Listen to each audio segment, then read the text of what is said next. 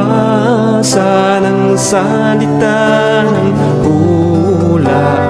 Mapalad ang nakikinig at tumutupad. Mapalad ang nahahapis at sila ay aaliwin. Mapalad ang nagugutom at sila ay bubusugin. Ang magtiis hanggang sa wakas, sila lamang ang maliligtas. Ang magtiis hanggang sa wakas, sila lamang ang siyang maliligtas. Lalaganap ang kasamaan at sila'y magkakanuluhan. Lilitaw ang mga bulaan dito sa sanlibutan. Makipot ang pintuan patungo sa kaligtasan. Malapad ang pintuan tungo sa kapahamakan. Ang magtiis hanggang sa wakas, sila lamang ang maliligtas. Ang magtiis hanggang sa wakas, sila lamang ang siyang maliligtas.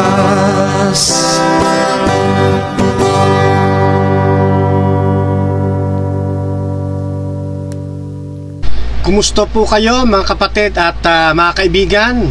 Muli po ay muli na namang pumapailanlang sa impapawid ang programang Ayon sa Kasulatan, Gabay sa Katotohanan. Tanging hangad po ng palatuntunang ito na kayo po ay aking mapaglingkuran sa ilalim po ng mapagpalang kamay ng ating pong Panginoong Diyos, na tayong lahat ay mapunta sa tunay na katotohanan. At ngayon pong hapon, amin din pong banal na dalangin sa Panginoon na kayo po ay datnan ng pabalitang ito na nasa maayos na estado ng inyong pong kalusugan at maging sa inyo pong kalagayang espiritual. Sa mga nagsusuri, hangad po namin sa programang ito na kayo po ay makasama namin sa langit na bayan kapag ang Panginoong Diyos ay muli nang babalik sa kanya pong ikalawa na pagpapakita sa atin. Atin ding hangad na kami po ay inyong subaybayan sa loob ng mga ilang oras ng ating pagsasang-usapan gamit po ang salita ng atin pong Panginoong Diyos. Welcome po kayo sa ating mga comment section. Ano man po ang inyong i-comment po riyan, ay isa pong malaking karangalan ng inyong maliit na lingkod kay Kristo, na yan po ay aking mabasa at kayo po ay aking mabati. Sa mga hindi pa nakakakilala sa inyong pong maliit na lingkod, Brother Master Guide Fernando B. Camacho Jr., isa pong munting kaanib ng Seventh-day Adventist Church na patuloy na nagpapagamit sa ating Panginoon sa maliit nating kakayanan. Ngayon po ay darako tayo sa isang pag-aaral na kung saan ay hindi na sana natin bibigyan ng pansin. Kanya lang, dahil sa marami sa atin ang mga nagchat-chat, yan. Marami sa atin ang lagay natin sa screen yan. Dahil sa marami sa atin ang nagchat-chat sa o nag-PPM, okay, teka edit ko muna itong ating ito. Okay, yan, para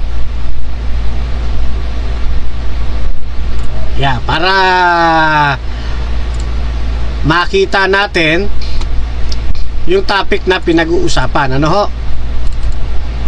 Yan, okay. So, iayos lang natin, ano? Para makita ng ating mga kababayan kung ano yung pinag-uusapan nating paksa ngayon pong hapon. Yan, ano? Alright. Ang ating pong pag-uusapan ay pagtugon o pagbibigay ng mga kasagutan doon sa mga ginagawa ng ating mga kaibayo sa pananampalataya upang ang mga laiko, ang mga mangaral, ang mga evangelist ng Seventh-day Adventist ay kontrahin na kahit hindi naman magkakontra, ini-inject nila sa isipan ng mga makakapanood na magkakontra ang mga aral na dinadala ng Seventh-day Adventist Church. Ano? Yan. At sabi ko kanina, hindi ko na ito dapat papansinin. No? Kaya lang, dahil sa napakaraming mga pagchat-chat sa atin, kung kaya't napilitan tayo na ito po ay atin pong sasagutin. May kinalaman po ito sa unang Korinto 10:25. Mamaya po ipaparinig ko sa inyo yung sinasabi nating pilit na pinagkokontra ng mga may kaisipang dirty tactics yan, para pagsabungin ang mga mangangaral ng Seventh-day Adventist Church. Ano ho? Yan. Pero pasamantala, babati muna ako dito sa ating mga nakaantabay, no, mula kay kapatid na June de la Cruz Romo. Mapagpalang hapon po sa inyo, kapatid na June de la Cruz. Ayan, sabi niya magandang hapon po sa inyo, mentor, at sa lahat ng mga viewers. Ayan, happy watching from from Pob Alicia Sambuanga, Sibugay. Yan, sa lahat po ng mga taga Sambuanga, Sibugay, ng mga Adventist at mga kaibigan, shout out po sa inyo. Ayan. At kay kapatid na Hipte Jan Orita, ang isang napakagiting at napakausay na debatista. Ano ho?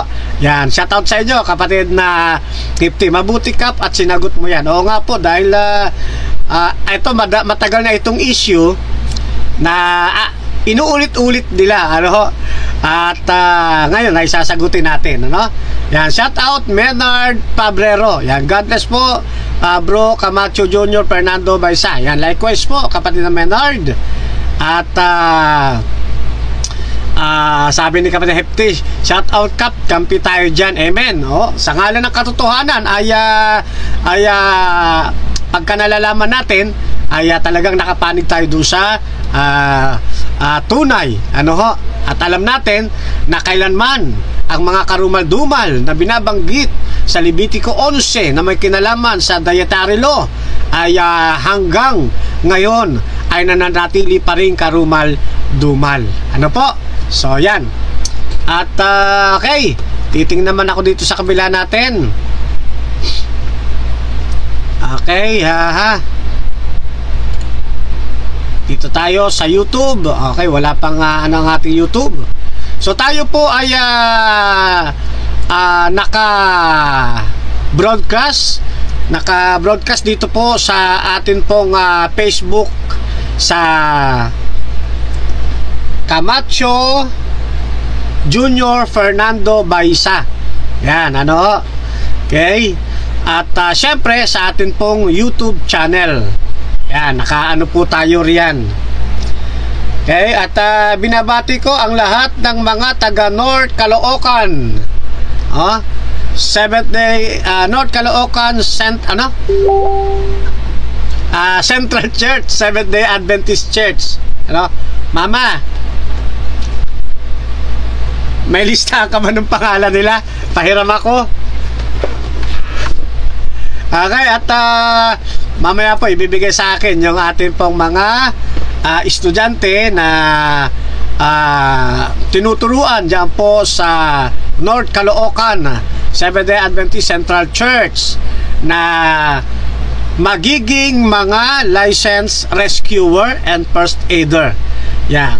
Sa darating na March 23 ay tapos na ang amin pong 7 days na training at sila po ay aakto na bilang mga professional na mga rescuer at ngayon pa lang ay kino-congrats natin sila sa kanila pong bagong mundong tatahakin. Ano po? Yan.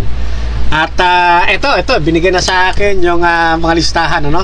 Isang karangalan ng mabati ko ang mga kasama natin sa bago nating chapter ng Pathfinder Medical Response Unit dyan po sa North Caloocan Seventh-day Adventist Central Church. Yan. Shout out kaya sa atin pong registered nurse, kaya Keshel May, DT Oliver, yan. At kaya kapatid na engineer Jairus, yan, DT Oliver. Kay kapatid na Rica S. de la Trinidad, okay? Kay Keshel Mark S. de la Trinidad, yan, shoutout po sa inyo. Jenny M. Millaflor, Jeneline E. Sumayang, Arian E. Sumayang, Maria M. Julaton, yan, shoutout po sa inyo, magandang hapon. Ganun din kay Francesca RSJ Locanyas, kay Kasumi Kate E. Pinili, yan, shoutout po. Sa atin pong theology students na magiging pastor someday, ano? Kay kapatid na Robert A. Tompong, yan, at sa kanyang at kay kapatid na Glendy B. Tompong, yan. Shoutout din kay Ruel A. Tompong, yan, mapagpalang hapon po sa inyo. Kaya Mitosila C. Piedad, Mark Vincent R. Baisa, yan. Kaya Chakli Jerusalem, at kaya Hurige Jacli Jerusalem Hurike, yan, at kay Neil kaya architect, no? Neil Albert B. Kapusan, ayan, sa atin pong mga bagong membro ng Pathfinder Medical Response Unit dyan po sa lugar ng North Caloocan Seventh-day Adventist Central Church, ay shoutout po sa inyo lahat, maging sa lahat po ng mga kapatid na naririyan po, ano ho, yan. At syempre kay kapatid na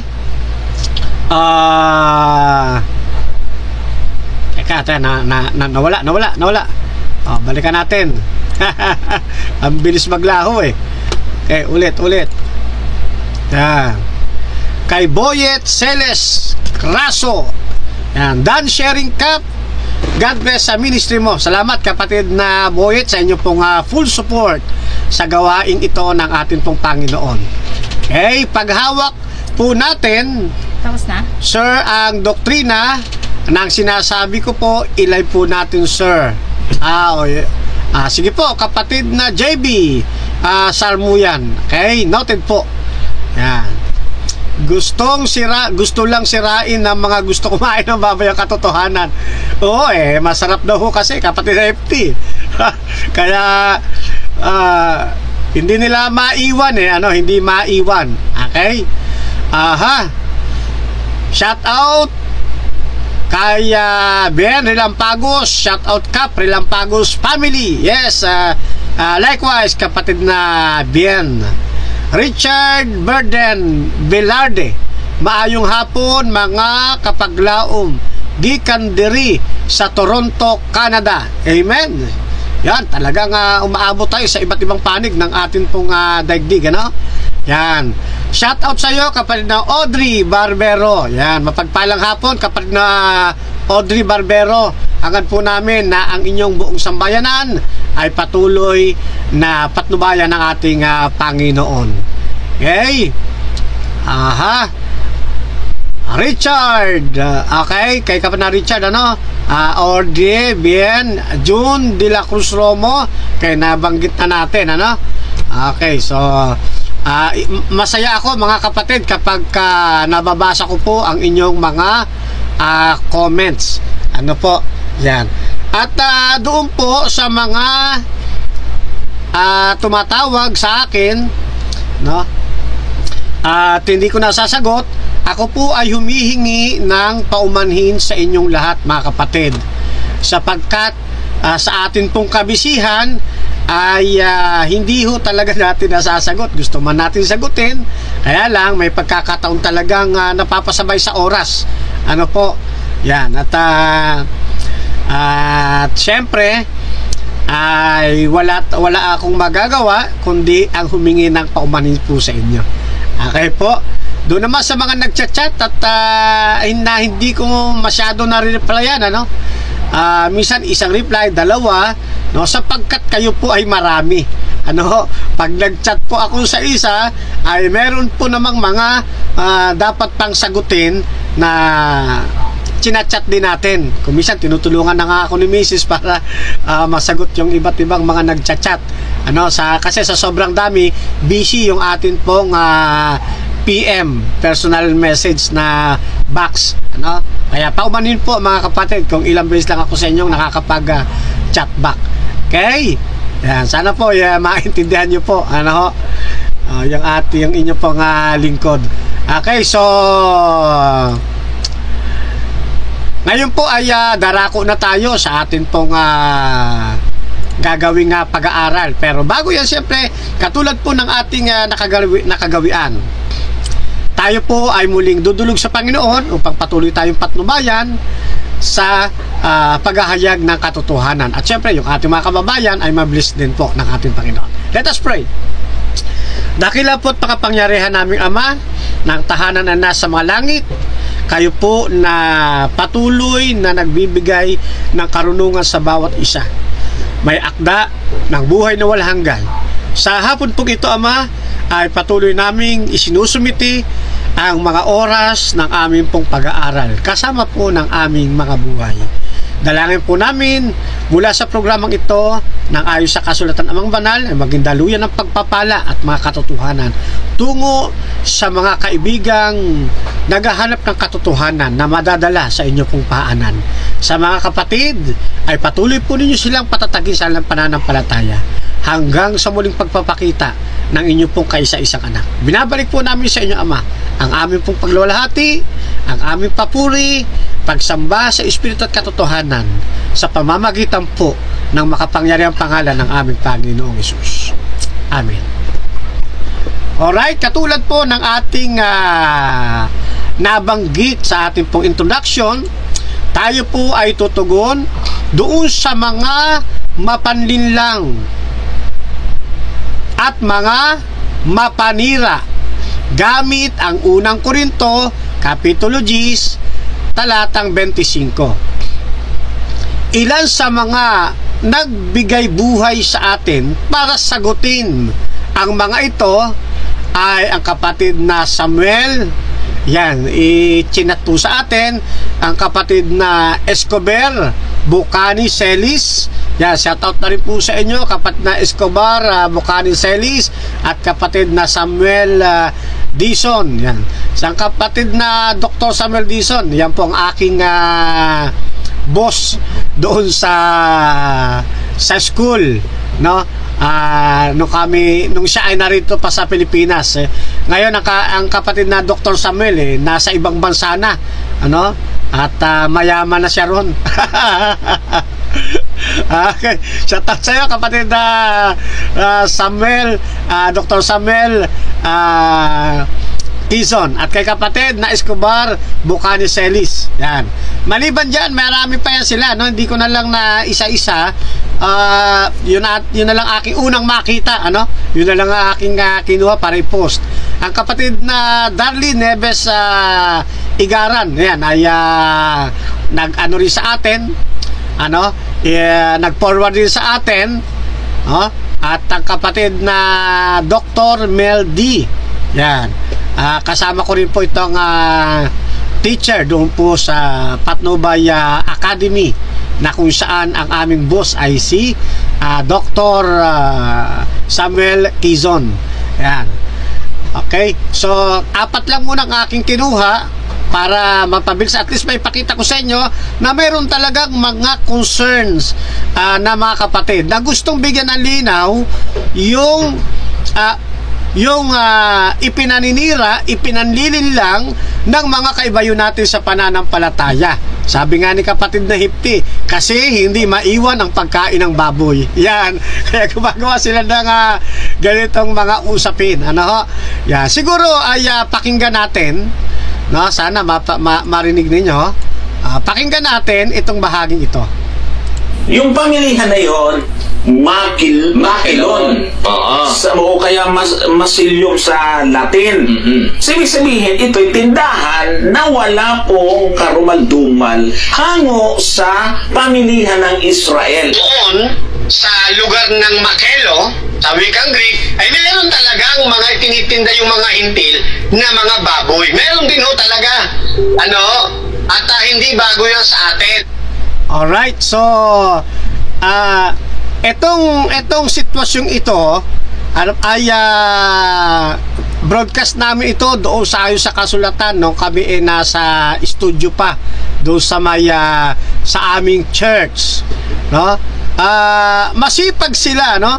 At least nanonood sila ng ating mga program, kunting panonood pa, at sila makakasama na natin sa pananampalataya. Okay? At siguro naisip nila pagbanggain itong dalawa. Pero ang sagot, mga kapatid, ay naririyan din sa kanila pong ipinost. Dito sa bidyong ito. Pakinggan ulit natin ho, at pahuhulaan ko sa inyo kung alin ang sagot po riyan. I-chat po ninyo dyan sa comment section. Ano yung nakita ninyong sagot dito sa ating video? Yan, babasahin ko po. Okay? Kasi sa pinagbabangga nila, pero pag pinakinggan ninyo, hindi naman magkabangga. Kaya ano yung susi para maunawaan nating hindi magkabangga o magkakontra yung sinasabi ni kapatid na Johnson Amican at ng sinasabi ng inyong pong maliit na lingkod? Uulitin ko po, paki-analyze po ninyo at panoorin at pakinggang mabuti. Yung pamilihan na yon, makilon. O kaya masilyom sa Latin. Sabihin, ito'y tindahan na wala pong karumaldumal hango sa pamilihan ng Israel. Doon, sa lugar ng Makelo, sa wikang Greek, ay meron talagang mga itinitinda yung mga hintil na mga baboy. Meron din ho talaga.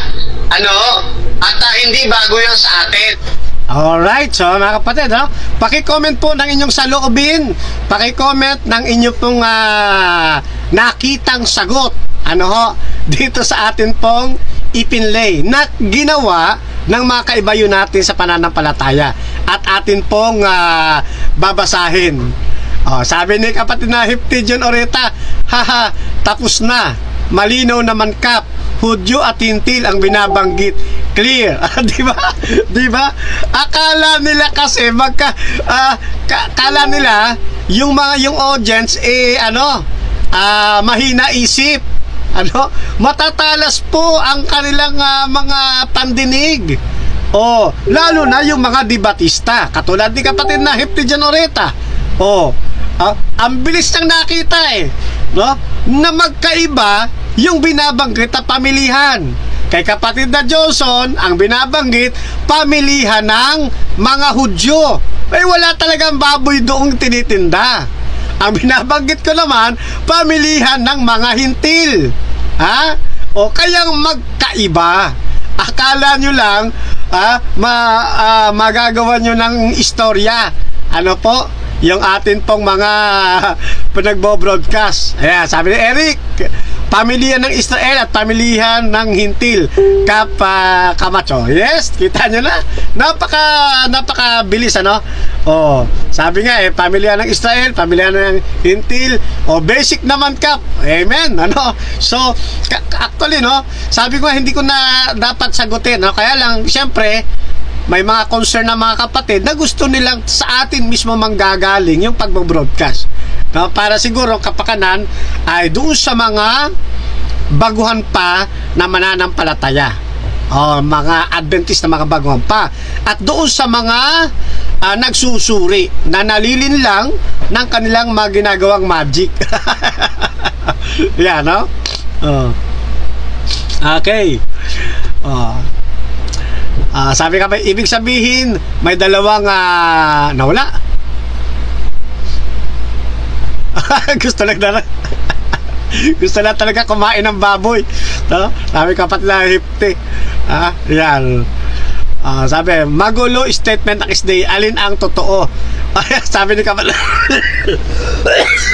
sabi ni kapatid na Emmanuel Beras, no?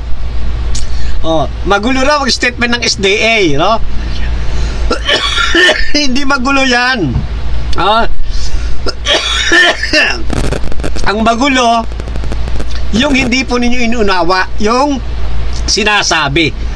Uulitin ko para sa kapakanan ng kapatid na Emmanuel Beras. Sabi, basahin ko muna ito kapatid na JB Sarmuyan. Ako, pwede ako kumain ng baboy, pero sunog ako sa apoy. Kaya mas magandang sumunod sa utos ng Diyos kasi para sa atin to. Amen. Yan. Ito sabi, uulitin ko lang yung pamilihan na yon, makilon. O kaya masilyom sa Latin.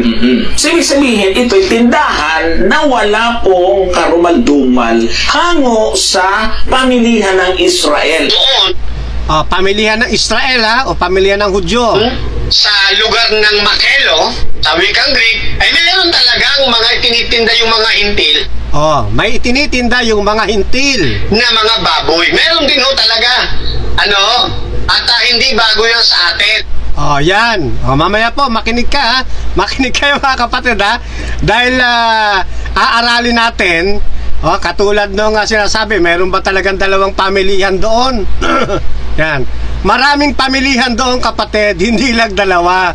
Mamaya, antabayanan po ninyo ang atin pong ang atin pong paglilinaw tungkol dito sa atin pong sinasabi. Yan.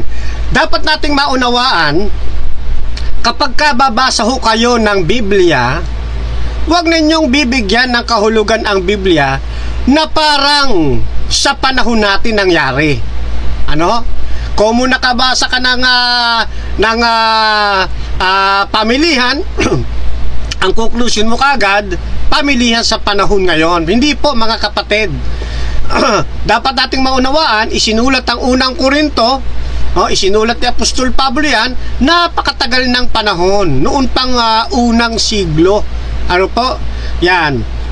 Kung kailan ang Apostol na Pablo ay buhay pa. Okay? Ngayon, yung tanong na yung mayroon bang dalawang uri, mayroon bang dalawang pamilihan doon? Actually, maraming pamilihan po roon Marami. Pero kung uuriin natin sa pagitan lang ng pamilihan ng bayan ng Diyos at ng hindi bayan ng Diyos, dalawang uri. Yan. Mayroong pamilihan ng bayan ng Diyos, mayroon ding pamilihan o tindahan para doon sa mga hintil. Okay? So, dito sa talatang ito, kapag katitignan niyo sa tekstong Grego, ilapag natin sa tekstong Grego. Yan. So, diyan po ay makikita ninyo na yung pamilihan ay nasa tekstong makilo. Makilo. So, pan, to, and makilo. Yun. Okay? Polomenon, estete, meden. Nakita nyo ba yung kulay pula na mayroong highlights? Yan po yung makilo, sa tekstong Grego. Ngayon, itong makilo na ito mga kapatid, sabi ko nga, hahatiin lang natin sa uri. Mayroon pong makilo ng mga Hudyo sa panahon ng unang siglo at mayroon ding makilo ng mga hintil. May tindahan ng mga Hudyo, may tindahan din ang mga hintil na pareho silang nasa loob ng tinatawag na agora. magkaiba yung agora at saka yung makilo. Yung makilo nasa loob ng agora. Ganun po yan ha, mga kapatid, mga kaibigan ha.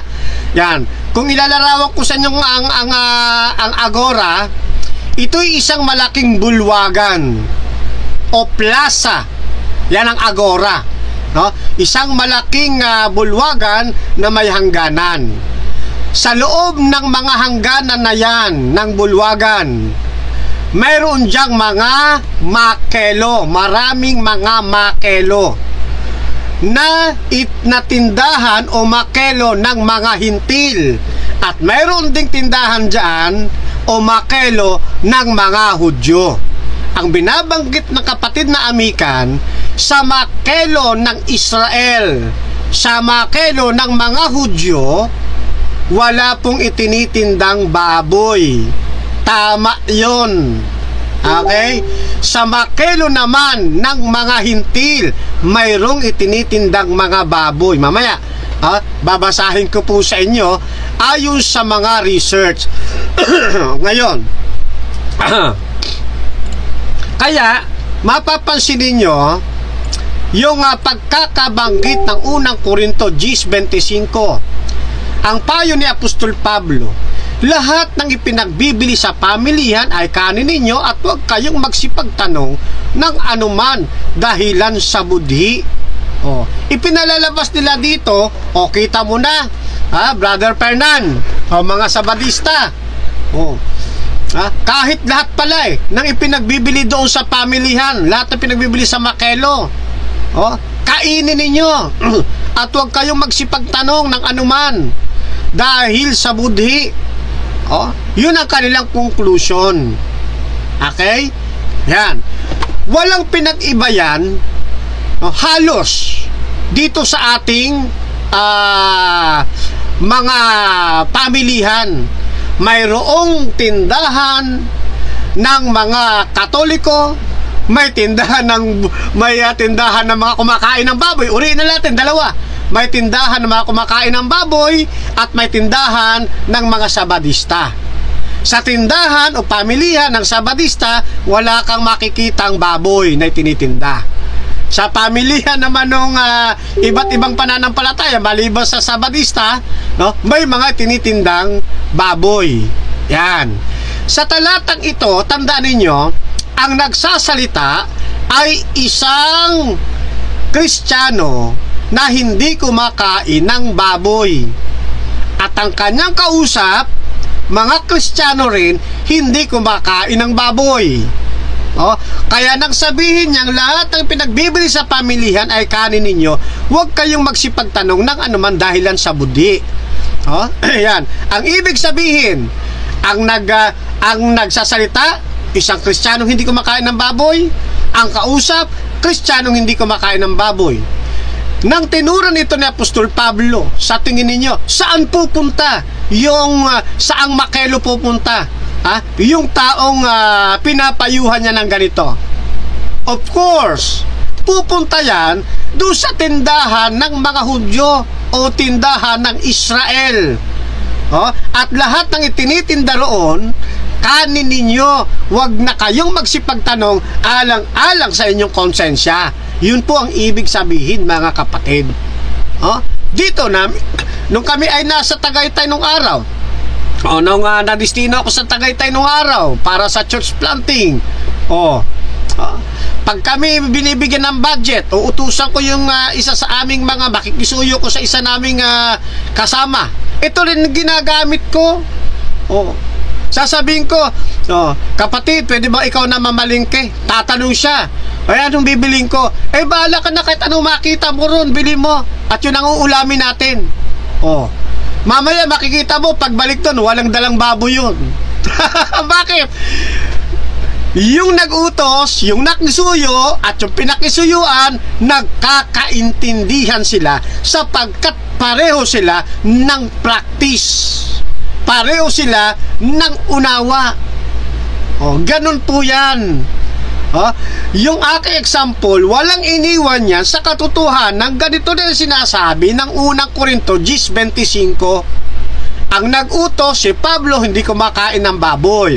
Ang inutusan, isa rin Kristiyanong hindi kumakain ng baboy. Kaya tiyak ang punta po niyan sa pamilihan ng mga Hudyo o sa pamilihan ng Israel.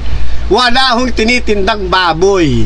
At kung ano man ang nasa pamilihan ng Israel o pamilihan ng Hudyo, huwag nang magtanong, bilhin na yon, kainin na yon, alang-alang sa kanilang budhi.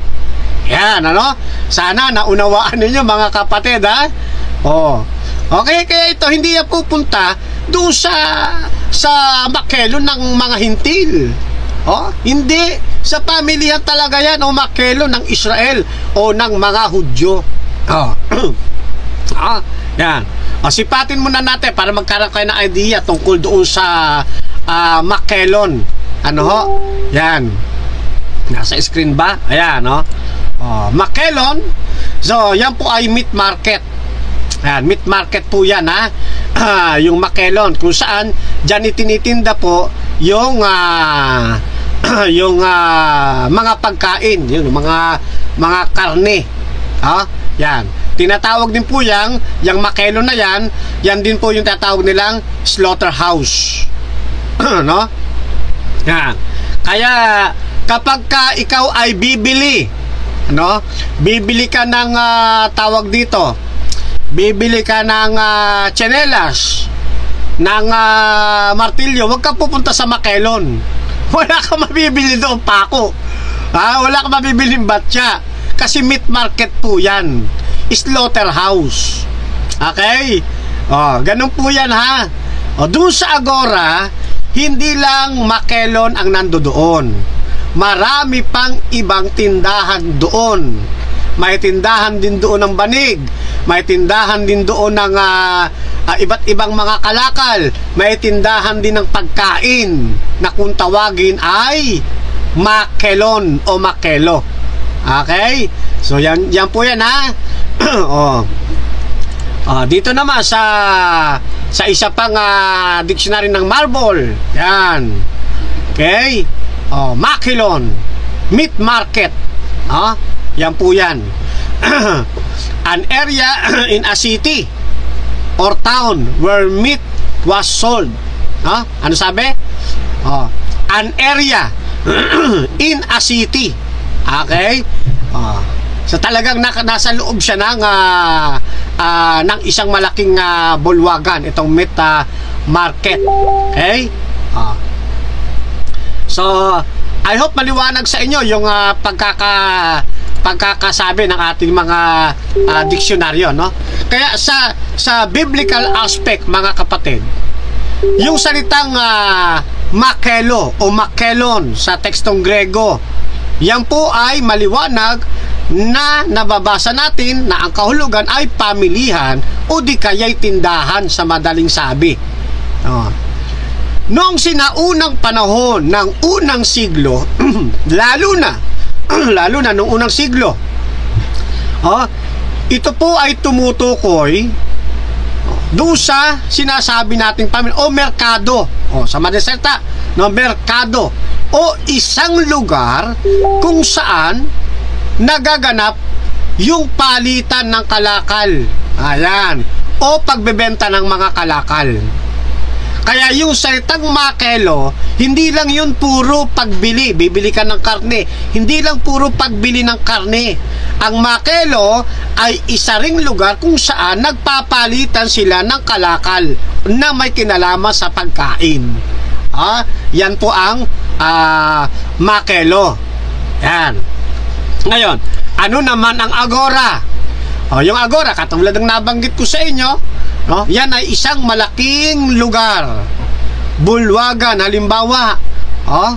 Kumbaga, ilalarawan ko sa inyo para sa mas madaling maunawaan. Kumbaga, ang agora, bilang paglalarawan lang ito, mga kapatid, ang agora ay SM. Sa loob ng SM, maraming makelon. Yan, maraming makelo. Okay? Yan. Doon sa mga makelo, may mga Adventist na nagtitinda. Mayroon ding hindi Adventist na nagtitinda. Pareho rin yan sa panahon nila noon, nung unang siglo, sa panahon ng mga apostol. Okay? Yan. So nagkakaintindihan na tayo kapag sinabing agora, sa tekstong Grego, agora, ito ay tumutukoy sa isang puok ng pinagtitipunan o pamilihan. Okay? Ulitin ko, noong sinaunang panahon, unang siglo, yun pong lugar ng agora, ang kalimitang nagmamaniobra dyan, ang talagang nagmamaniobra dyan o humahawak ng lugar ng agora, yung malaking bulwagan, yan po ay pinangungunahan ng mga Griego, mga Hintil. Nauna po na manirahan dyan sa lugar ng Korinto yung mga Hintil bago napunta ang mga Hudyo.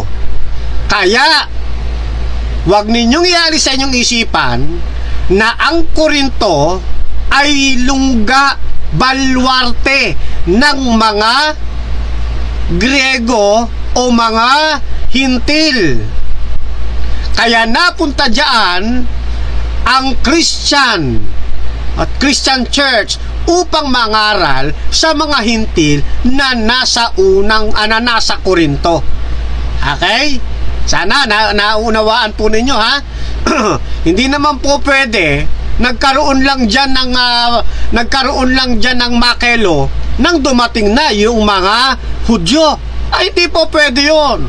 Bago pa dumating ang mga Hudyo, mayroon ng makelo sa lugar ng agora. Nang nagkaroon ng mga Hudyo, ay syempre palibasa, gusto rin ng mga Hudyo na meron silang makakain.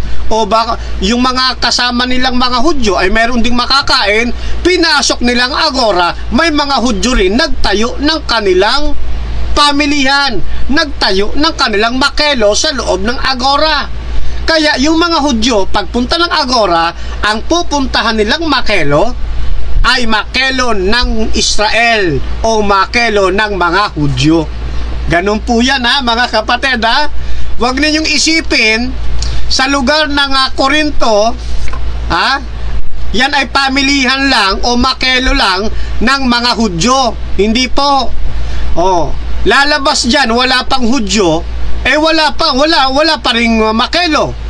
Wala pa ring tindahan, walang tindahan ng mga Grego. Hindi hindi ganun, mga kapatid, Yung mga Hudyo salta lang o sumalta lang diyan sa lugar ng Korinto. Pero ang talagang mga nakatira sa Korinto, mga Hintil, mga Griego. Yan, sana po nagkakaintindihan po tayo, Kaya doon sa ancient Greece, sinaunang Greece, yan pong agora na yan, yan ay isang isang pampublikong lugar. Yan, public place.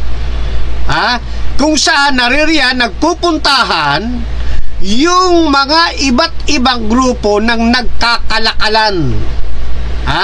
Yan, lugar kasi yan ng pangangalakal. Lugar din yan ng mga pinagpupulungan para isagawa yung iba't ibang mga aktibidades sa panahon ng sinaunang Gresya noong unang siglo. Ano-ano ang mga aktibidad na ginagawa nila rito bukod sa pagkakalakalan o pagpapalitan ng kanilang mga produkto, politika. Yan. Idinaraos din dyan ang mga debate ng iba't ibang mga pananampalataya. Yan. Kaya yan pong lugar ng Korinto, yan ay pinamumugaran ng mga majority mga Hintil. Maliit na pulutong lang po riyan ang mga Hudyo. Yan, kaya pag sinabing agora, pwede pa yung ilarawan bilang plaza. Plaza. Yan. may hangganan, plaza. Sa loob ng plaza, mayroong mga makelon. Yan, ano? Ganun po yan. Okay? So, I hope na nasusundan nyo po ako, no? Kaya sa history, makikita ninyo, yan po nga agora, yung malaking bulwagan na nasa loob niyan ay maraming mga iba't ibang uri ng makelo. Okay? Yan po ay ano tawag dito? Yan po ay pinangungunahan ng mga hintil, katulad ng ating nabanggit kanina. At tatandaan po ninyo, ulitin ko, ang Korinto ay isang sinaunang syudad o lungsod na matatagpuan sa Gresya. Ulit ang Korinto, isang sinaunang lungsod na matatagpuan mo sa Gresya. Okay, noong 1st century. Ang Korinto ay isang pangunahing sentro ng mga kalakalan, palitan ng produkto, bilihan ng mga iba't ibang kalakal. Okay? Yan. Kaya, ang Korinto, hindi po yan lugar ng mga Hudyo. Hindi lugar yan ng mga Hudyo. Lugar po yan ng mga hintil. Sapagkat ang mga hintil ang siyang talagang pangunahing naninirahan sa lugar na ito ng Korinto. Kaya sa panahon po ng Bagong Tipan, itong Korinto na ito na binabanggit natin, na isang lungsod na mayroong majority o malaking populasyon ng mga hintil, at iba't iba pang mga hintil na galing din sa mga karatig na lugar nila, yan, ay naririyan. At yung mga Hudyo sa Korinto, sila po'y maliit na pulutong lang o maliit na bahagi ng komunidad ng Korinto. Kaya si Pablo nakarating sa Korinto dahil doon sa kanyang misyon. Misyon ng kanyang pagbisita sa Korinto at siya'y nagturo doon. Okay? Na ang layunin makilala ng mga hintil na nasa Korinto yun pong salita ng Diyos at sila ay makatagpo rin ng promise of salvation mula sa ating Panginoon. Okay? Kaya yung Korinto hindi lungsod ng mga Hudyo, lugar po yan ng mga hintil. Okay? So sana hindi kayo nalilito dyan, kasi yan po ang katotohanan yan Kaya noong 1st century, dahil nga ang mga hintil ang siyang naunang nanirahan sa Korinto, lagi ko dinidiin yan hintil ang unang nanirahan sa Korinto. Wala pang mga Hudyo sa Korinto, may mga tao nang nakatira dyan, mga hintil. At dahil may mga nakatira dyan, imposible na walang makelo ng mga hintil sa lugar ng agora. Nasusundan nyo po? Huwag kayong maniniwala na nagkaroon lang ng makelo diyan sa lugar ng agora nang dumating ang mga hintil. Nang dumating ang mga Hudyo. Mali po yun. Dati nang mayroon diyang makelo sa loob ng agora na yan. Makelo ng mga Gentiles. Nang magkaroon ng mga Hudyo, siyempre, dahil yan ay sentro ng kalakalan, nagkaroon din dyan ng tindahan o ng makelon ang Israel o ang mga Hudyo. Kaya yung sinasabi sa unang Korinto 25 na makelon, ang pupuntahan makelon ng Israel o makelon ng mga Hudyo. Yan po yan O bakit sinasabing wag na kayong magsipagtanong ng anuman dahil sa budi kanin ninyo ang lahat? Kasi may issue yung mga karning itinitinda sa makelon. Kaya yan marumi, kaya yan marumi o karumal-dumal na karne, kaya yan malinis na karne, pareho po yang may issue. Ano ang issue? Diyan sa makelon, kasi tinatawag nga yan kung minsan slaughterhouse. Pagkatapos yan, katayin. Yan po ay inihahandog muna nila sa kanilang mga kinikilalang mga Diyos-Diyosan. Yan. Kung sino yung Diyos-Diyosan na kanilang kinikilala, doon po nila yan ihahandog. Okay? Doon po nila yan na ang tawag doon sa ihahandog, i-offering. Kaya po dyan sa Korinto, dyan sa meron po dyan mga tinatawag na Trazena Tuteo, o yung mga table of the gods, na kung saan doon po inihahain yung kanilang mga kinakatay na hayop, malinis man na hayop sa paningin ng mga Hudyo, o di kaya karumal-dumal sa paningin ng mga Hudyo. Ang mga hintil, ino-offer ito sa Diyos-Diyosan. Ano ho? Yan. Ngayon, siguro matatanong ninyo, may mababasa ba sa Biblia na yung mga karumal-dumal inihahain din sa Diyos-Diyosan? Yan. Tapat ang pagsasabi, wala ho kayong mababasa. Pero hindi ko wala kang mababasa na mayroong baboy na inihahain sa Diyos-Diyosan, hanggang doon na lang ang magiging unawa natin. Hindi ho ganun ang pag-aaral ng katotohanan. May mga external na ebidensya na pwede nating magamit para makita natin ang katotohanan hinahanap natin. Kaya nga tayong mga Adventist, kung tawagin tayo, historicist. Historicist. Hindi tayo mga taong biblicism. Tayo yung mga taong biblical. Pag sinabing biblical, hindi tayo nakatuon sa puro titik lang na dapat mababasa. Pag hindi mababasa, mali na. Hindi tayo ganung uri ng mga mananampalataya na kapag hindi mo nabasa ng letter for letter sa Biblia, mali na. Hindi tayo ganung na umunawang mga Adventist. Kaya nga tawag sa atin biblical, historicist. Yan. Mali, naniniwala tayo ang Biblia naghahayag ng katotohanan.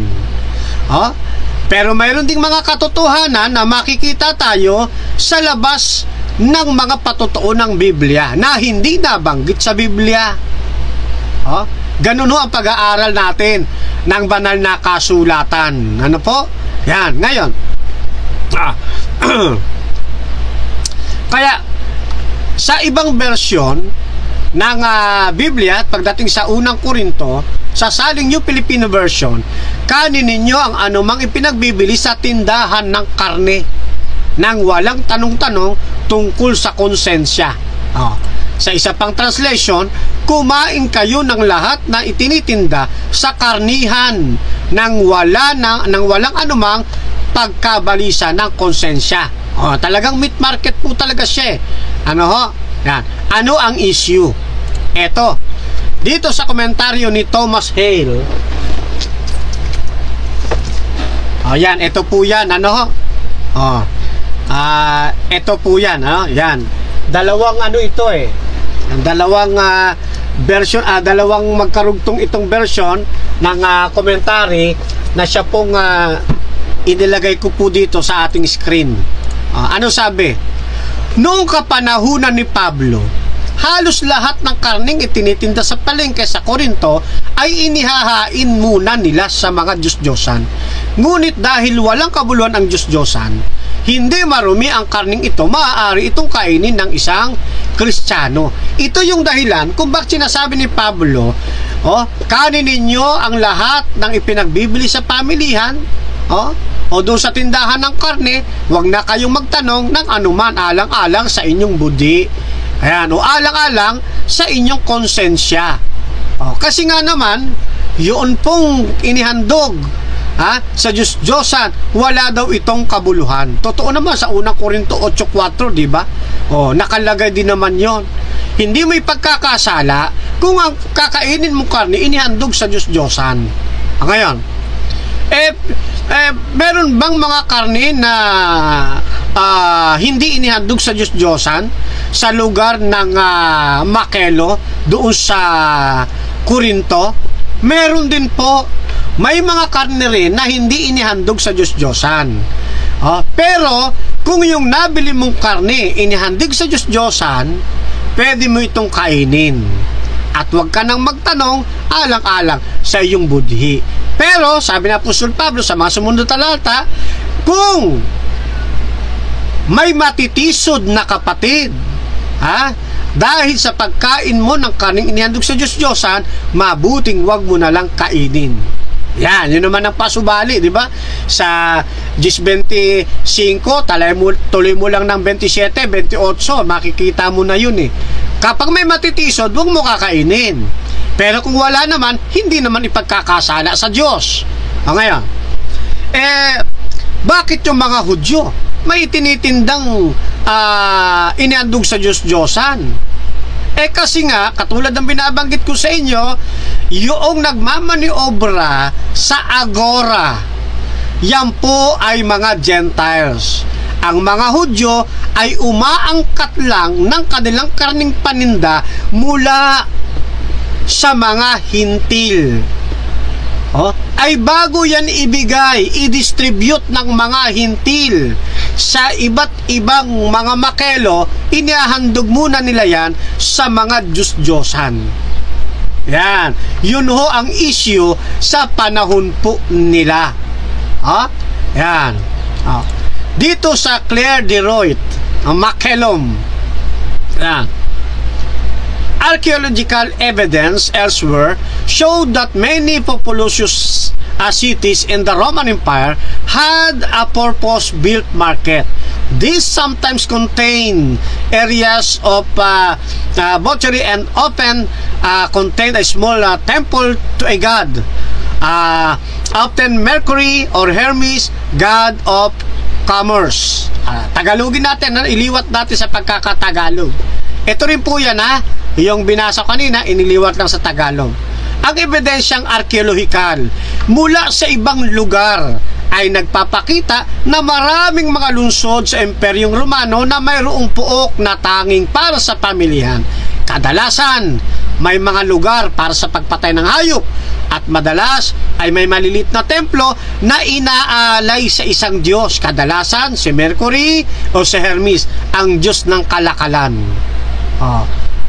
At dahil ang mga Hudyo ay umaangkat lamang dito sa mga Gentiles, normal lang na sa Makelon ng Israel, Makelon ng mga Hudyo, ay meron talagang maititindang mga hayop, mga karne ng hayop na naihandog sa Diyos-Diyosan.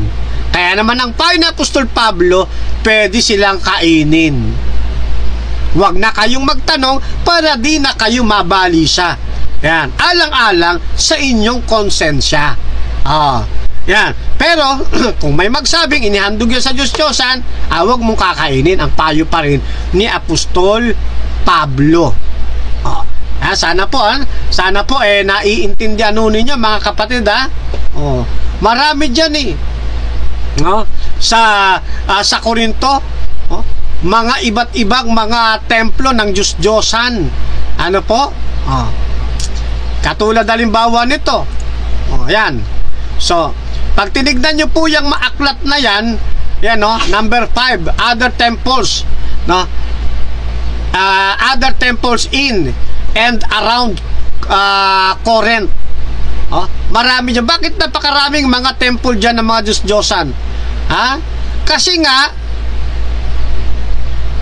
majority na nakatira dyan, mga hintil na mayroon ding mga relihiyon, na mayroon ding mga kinikilalang mga Diyos. Na katulad ng binasa natin kanina, si Mercury o si Hermes, isa sa kanilang kinikilalang mga Diyos. Okay? Yan. Si Apollo, di ba? Yan. Si napakarami, no? Napakaraming mga templo po riyan. Yan. So, ito yung mga history na nagsasabi sa atin ng mga katotohanan na binabanggit sa banal na kasulatan. Kaya hindi tayo magtataka, mga kapatid. Kaya nga, dito sabi ko nga alam natin yung lugar ng Corinto. Kahit sa ating sinaunang lesson review, sa lesson review natin nung araw, ipinapaliwanag ang Corinto ay isang sentro ng kalakalan ng mga Gentiles, na kung saan naririyan itinitinda lahat ng produkto ng Gentiles at produkto ng mga Hudyo nang nagkaroon na ng mga Hudyo. Okay? So, ganyan po yan, mga kapatid, Yan. At wag nating lilimitahan yung ating isipan. Magbasa tayo ng iba't iba pang mga history na may kinalaman dito sa Corinto. At kapag nakita nyo yung katotohanan ng sinasabi ko, hindi kayo magtataka. Bakit sinabi ko sa video na alam natin na meron talagang itinitindang baboy doon sa pamilihan ng mga hintil. Okay? Ganun po yan, mga kapatid, Kung titignan nyo nga rin po kung bakit nagkaroon ng mga Hudyo ayon sa kasaysayan noong 1st century, bakit nagkaroon ng mga Hudyo dyan sa Corinto, dahil sa iba't ibang mga dahilan kung bakit nagkaroon dyan ng mga Gentiles. Isa sa mga dahilan dyan, yung nung panahon ni Alexander the Great, di ba? Doon sa subject natin sa school, na nung araw kung tawagin niya sibika at kultura. Ano na ba nga ngayon niya? Kalimutan ko na AP. AP. Kasama yan na makikita ninyo yung Hellenistikong Imperyo. Natatandaan nyo ba yan? Yung kasaysayan ng Hellenistikong Imperyo na pinamumunuan noon ni Alexander the Great, yan po yan, na maraming mga Hudyo dahil sa pag-uusig, maraming mga Hudyo ang lumipat sa iba't ibang lugar. Dati sila'y nasa lugar ng Jerusalem, lumabas sila roon. Naghanap sila ng kanilang makakanlungang mga lugar para sila'y makapamuhay ng payapa, upang sila ay hindi mapasama doon sa pagngangalit ng Alexander the Great ng Hellenistikong Imperyo. At isa, ang lungsod ng Gresya ang pinuntahan ng mga Hudyo. Kasama na rito sa lugar ng Gresya, ang tinirhan ng mga Hudyo, yung lugar ng Corinto. Kaya hindi tayo magtataka bakit sa lugar ng Corinto mayroon ng maliit na pulutong ng mga Hudyo. Bakit nagkaroon ng komunidad ng mga Hudyong Kristiyano doon sa lugar ng Corinto na dati-rati tahanan ng mga hintil. Yan po yan, Yan. At isa pa, kung bakit din may napunta riyan bukod doon sa kasaysayan ng Hellenistikong Imperyo, dahil nang tumahimik na rin yung kaguluhan, nilayon din ng ibang mga Hudyo na palawakin pa yung kanilang komunidad.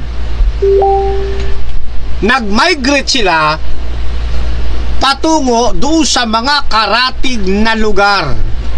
at napunta rin ng ilan diyan sa Korinto, sapagkat ang Korinto isang magandang tirahan, sapagkat yan ay lugar ng kalakalan na kung saan ang mga Hudyo makakapamuhay ng maayos, kikita rin sila. Ayan, yan po yung mga dahilan kung bakit nagkaroon po dyan sa Gresya ng mga Hudyo. At isa pa, dagdag pa riyan, dahil sa misyon. Meron ng mga Hudyo roon, may nauna ng mga Hudyo, at dahil sa misyon ng Christianity, nagpunta yung mga Kristiyanong Hudyo sa kapwa nila mga Hudyo. Kaya sa lugar po ng Korinto, mayroon diyang mga Hudyo at mayroon ding mga Hudyo na naging Kristiyano. At dahil sa pangangaral ng Ebanghelyo, mayroon ding mga Hintil na naging Kristiyano. Yan, kaya nagtatlong pangkat na yan eh. Diba? Hintil, Hudyo, yan, tapos Christian. Yan, yung binubuo ng Christian, mga Hudyo na naging Kristiyano at mga Hintil na naging Kristiyano. Yan. Kaya hindi katakataka yun, mga kapatid. Hindi lang dahil sa pagkakaroon ng pag-uusig, hindi lang dahil doon sa Hellenistikong imperyo, hindi lang dahil doon sa pagpapalawak ng kanilang community, kundi sa pagmimisyon. Nasusubaybayan niyo po ba, mga kapatid? Ulitin natin, ang issue lang po dyan, ay mga inihandog sa Diyos-Diyosan. Yan, katulad doon, ipakita ko rin itong isang isang talatang ito, yan. Yan. Ito ay Amplified Bible, isang paraphrasing Bible na pinipilit ng mga tagapagsalin na ipakita pa sa mas simple at payak na pangungusap yung katotohanan ng sinasabi ng talata. Okay, regarding meat offered to idols, eat anything that is sold in the meat market without asking any question for the sake of your conscience. Saan ka pupunta na meat market? Siyempre, doon sa meat market, kung saan ka nauuri. Kung ikaw isang Kristiyanong Hudyo, ang pupuntahan mo, doon ka sa Makelo ng Israel o Makelo ng mga Hudyo. Na ganun lang po yan, mga kapatid at mga kaibigan, Ayan, napakarami rito, nagkaroon ng revised edition, yung Amplified Bible, yung ito pala, yung Amplified Bible, yan po yung revised edition. Mas nauna itong classic edition ng Amplified. Dalawa kasing uri po yan, pero pareho sila nagsasabi na yung mga ino-offer, yung mga meat doon sa meat market ay in-offer doon sa Diyos-Diyosan o inihandog. Yan. Then dito rin dito naman sa The Message, yung meat market, ito itinuring nila na butcher shop. Yan. Yun din naman ang rito. Okay? Sa Cebuano Bible, isinalin to bilang tianggi. Yan, tianggi. Ito nga, mas madali mong maintindihan pag sinabing tianggi, di ba? Sa isang lugar na itinalaga, dito kasi sa amin malimit yan pag dumarating yung piyesta o kaya paglapit ng Kapaskuhan, yan. Ang amin pong munisipyo naglalagay siya ng isang malawak na lugar. Yan. Kumbaga yun ang magiging agora. Sa loob ng malawak na lugar na yun, maglalagay doon ng mga booth ng mga tianggi. Yun naman ang mistulang tawag yan? Magiging makelo. Yan. Para lang mas madali lang maunawaan. Okay, ngayon. Bago ko ituloy ang ilan, babasa muna ako dyan sa comment section natin. Okay? Sabi ng kapatid na Hefty, ganyan dapat ang paraan, pag-unawa, ang kailangan sa bawat binabasa, maging Biblia man o anumang aklat. Yan, ganun po, Yan. Kala ko Hudyo talaga nakatira sa Korinto. O yan, o, di ba? Nabubuksan na ngayon ng inyong isipan. O, na ang lugar ng Korinto ay lugar ng mga Gentiles na may napunta lang na mga Hudyo. At dahil sa misyon, nagkaroon ng mga Kristiyano. Yan. So, ganyan po talaga dapat unawain natin, no?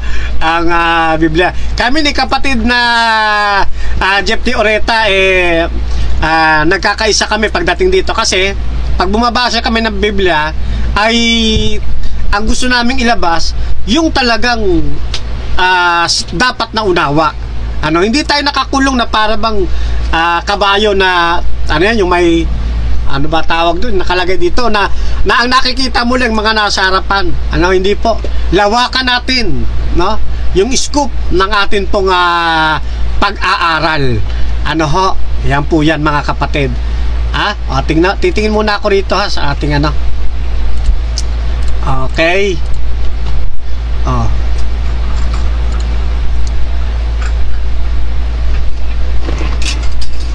Okay, sige. So, shout out muna sa aking may bahay kay Sister Yelen D. Camacho. Ayan. Kasi tawag nga sa akin bro tawag ko sa kanya sister.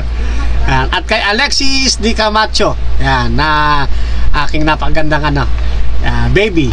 Kay Daddy Pablo de los Reyes, kay Mami Elena, yan, shoutout po sa inyo. Kay Amber, shoutout din kay Pongkan kay Ate Kyle, yan, at sa lahat po ng de los Reyes at Corsanes family. Shoutout kay Rico, yan, Rico Corsanes, at kay Eunice, yan, Eunice, magandang hapon Eunice, yan, si Eunice Corsanes, at sa lahat ng Corsanes family. Ayan, kaya Leia, yan, shoutout po sa inyo, Leia Corsanes. Alright, so balik tayo sa ating sinasagawang pag-aaral mga kapatid at mga kaibigan. Lagi ninyo hong tatandaan mga kapatid, ang sabi ng banal na kasulatan, kaya kung kayo'y nagsisikain man o nagsisiino man o ano man ang inyong ginagawa, gawin ninyo ang lahat sa ikaluluwalhati ng Diyos. Gawin ninyo ang lahat sa ikaluluwalhati ng Diyos. Kaya bago mo isubo sa iyong bibig at lunukin, tanungin mo muna, ito bang aking isusubong ito, magbibigay ba ito ng kaluwalhatian sa Diyos? Ito bang aking kakaining ito, mapaparangalan ko ba ang Diyos? Maitataas ko ba ang pangalan ng Diyos? Yan, dapat po. Hindi ko mo inihain. Lalo na kapag ang nagbigay hindi naman Adventista. Pagbigay, sugpang agad. Delikado yung ganyan. Alam natin kung ano yung talagang pagkain ng bayan ng Diyos at alam natin yung hindi para sa atin. Ano po? Yan, hindi ka pinadaan ni Mama? Sige, labas. Yung aking yung aking Persian. Yan, okay. So, yan, kaya lahat ng bagay, sabi rito, gawin ninyo. Kaya kumakain, umiinuman, o anuman ang inyong ginagawa. Anuman. Kahit ano pa ang inyong ginagawa, gawin anya ninyo ang lahat sa ikalulugod o ikalululhati o ikararangal ng ating Panginoong Diyos. Kaya mapalad tayo mga kapatid. Binigyan tayo ng ganitong uri ng kaisipan ng ating pong Panginoong Diyos. Lalo nating nadadama yung pagmamahal ng ating Panginoon Hindi tayo napapariwara sa pananampalataya dahil sa pag-ibig ng Diyos sa atin. Kaya laging paalala ni Apostol Pablo, hindi ba ganin nyo nalalaman na ang inyong katawan, templo ng Espiritu Santo na nasa inyo, na tinanggap ninyo sa Diyos, at hindi kayo sa inyong sarili, sapagkat kayo'y binili sa halaga. Luwalhatiin nga ninyo ang inyong katawan, luwalhatiin nga ninyo ng inyong katawan ang Diyos. At take note mga kapatid, yung ipinambili sa atin, hindi ho salapi, kundi yung mamahaling dugo ng ating Panginoong Diyos. Kaya, bigyan natin ito ng kahalagahan, mga kapatid. Pahalagahan natin itong katawang ito. Sabi nga ni Apostol Pablo, di ba? Dapat hindi na anya tayo ang nabubuhay sa ating sarili. Katulad ni Apostol Pablo, ang kinabubuhay niya sa laman, ikinabubuhay niya sa pananampalataya. Dapat ganun din ho tayo, mga kapatid. Hindi tayo nabubuhay dahil sa gusto ng ating tiyan. Di ba? Delikado pagka ang lagi nating iintindihin yung ating tiyan. Mapapariwara po tayo niya, mga kapatid, kapag ganyan. Tignan niyo, sisitas ako ng isang talata, yung hindi maiwan yung pagkain ng ng dumal. Eto yan. Ilalapag ko lang dito sa screen. Gusto ko mabasa ninyo itong Roma 16:18. Ayan, Roma 16:18. Ito ang sinasabi sa atin. Sapagkat ang mga gayon ay ano raw? Ay hindi nagsisipaglingkod sa Kristong Panginoon, kundi sa kanilang sariling tiyan. Ilagay natin ang highlights. Kanino daw sila naglilingkod? Yung gusto yung ngasab na ngasab. Kahit ano, papa. Kahit ano, kain. Kahit karumal-dumal, subo. Ang mga gayon, hindi nagsisipaglingkod sa Kristong Panginoon, kundi sa kanilang sariling tiyan. Ito lagi natin sinasabi. Yung mga ito, hindi tunay na Kristiyano ito. Hindi ito tunay na Kristyan. Ang tawag dito, Christian. Bakit Christian? Mas inaatupag pa yung kagustuhan ng tiyan Palibasa, masarap ang lasa ng dumal, kaya sagpang lang ng sagpang Okay, masasaktan mga kaibigan, mga kaibayo namin sa pananampalataya Nakakapagsalita man ako na matalas, ay gusto kong kayo maialis dyan sa mali ninyong practice na yan. Hindi tayo tinawag ng Panginoon para dyan kumain ng karumal-dumal. Ang tunay na paglingkuran natin, huwag yung ating tiyan. Ang paglingkuran natin, yung Kristong tumawag sa atin. Karamihan ang gusto pansariling hangarin. Yung pansariling kagustuhan, yun ang gustong-gusto nila Kaya sabi ng Roma 16:18, ang mga ito hindi naglilingkod ito sa Kristong Panginoon. Kundi ang sinusunod nila, yung kanilang tiyan. Ang sinusunod nila, yung kanilang kagustuhan, yung kanilang pangsariling hangarin. Tapos ang masakla pa, dahil magagaling itong manalita, magagaling manulumpati, nadadaya ngayon nila yung mga puso ng mga walang malay. Kaya tignan niyo, gumagawa sila kahit video, pinaglalakip nila, kahit hindi magkakontra, pilit na pinagkokontra.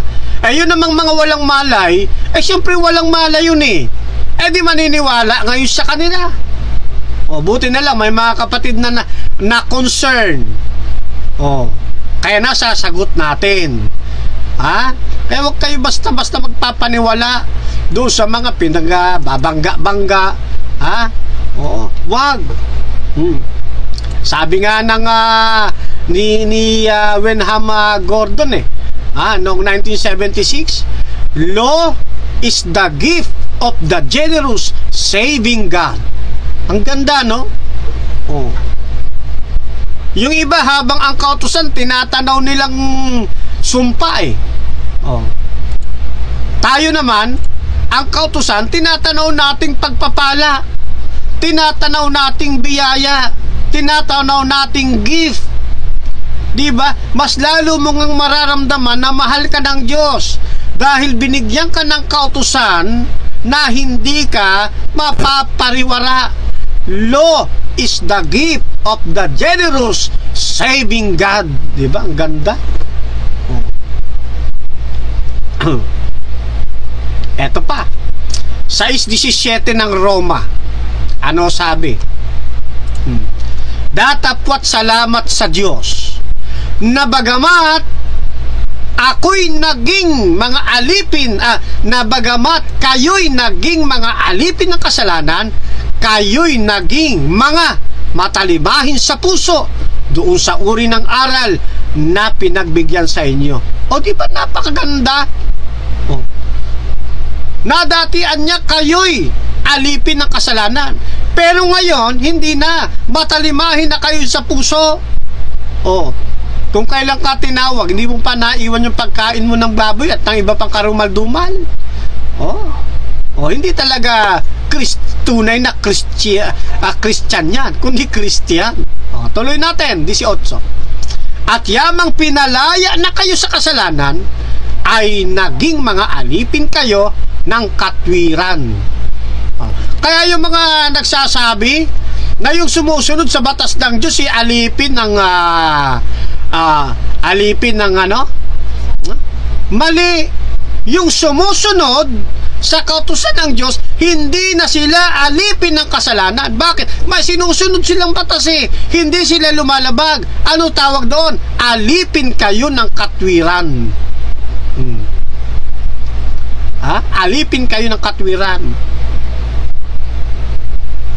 Balik tayo doon sa talata. Ngayon, meron ba talagang mga inihahandog sa Diyos-Diyosan na mga karumal-dumal? Meron bang inahandog sa Diyos-Diyosan na hindi karumal-dumal? Sa pananaw ng mga Hudyo, meron. Parehong malinis na karne sa pananaw ng Hudyo at pananaw natin, at meron ding karumal-dumal na inihandog sa Diyos-Diyosan. Ito halimbawa, isa lang ito sa mga referensya. Marami ditong mga referensya. Actually, meron ako ditong 10 na iba't ibang mga referensya, pero ito lang muna ang ating ipopost. Yan. Ilagay natin sa screen para makita nyo rin. Yan. In Greece, for instance, the pig served as a sacrificial animal, a votive offering to gods, especially those who preferred swine. Nakita ho ninyo mga kapatid na, teka, iliwat na natin sa Tagalog para mas mainam. Yan. Sa Greece, hindi ko pa rin Tagalog yung Greece. Sa Gresya, yan. Halimbawa, ang baboy ay nagsilbing hayop na iniaalay sa sakripisyo. Isang alay sa mga Diyos, lalo na sa mga Diyos na mas pinapaboran ang baboy kaysa manok, o isang hekatub ng mga baka. Meron bang inihahain? Meron.